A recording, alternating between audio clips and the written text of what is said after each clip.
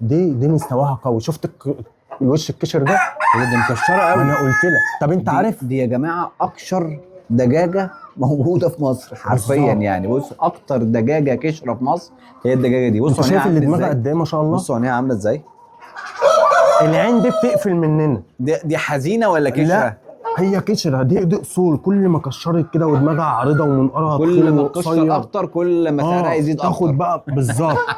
بعمل انا ممكن اهو عملية غاوي اهو. بطل غاوي. عاش يا غاوي. بعمل عمليه جراحيه للعين دي. هي دلوقتي مش شايفه صح؟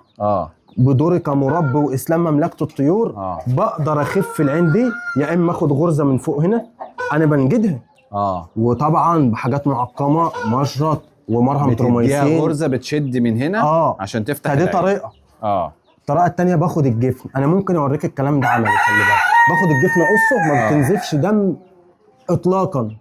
ممكن حاجه لا تذكر. ده وارد في العمليه. انت بتعمل العمليات دي هنا. بعمل مرهم تروميسين، بحقن حقن فيتامين كاف عشان يوقف نزيف الدم. يعني شغل دكتوره والله. لا كل واحد دكتور في مش مجال. غاوي بس. مش غاوي بس. لازما خلاص انت عندك حيوانات وطيور لازم زي العيل الصغير. الواحده في تاني عيل وتالت عيل زي الاولاني. اصحى يا غاوي، احنا هنا في منبع الطيور. بصوا يا جماعه احنا هنخرم من كيف دماغ غاوي. امسك بقى واخرم دماغ الغاويين بقى. انا وقفت هنا عند الدجاجه دي. فتحي شويه يكيف الغاويين في قلب المملكه. اكتر دجاجه كشره، وكل ما بتكشر اكتر كل ما سعرها يزيد اكتر. بكام دي يا اسلام؟ تعالى لي. دي تعمل لها 5-6000 جنيه. ولو كشرت اكتر 30,000 والله. وربنا زي الخيل كده وزي الصقور.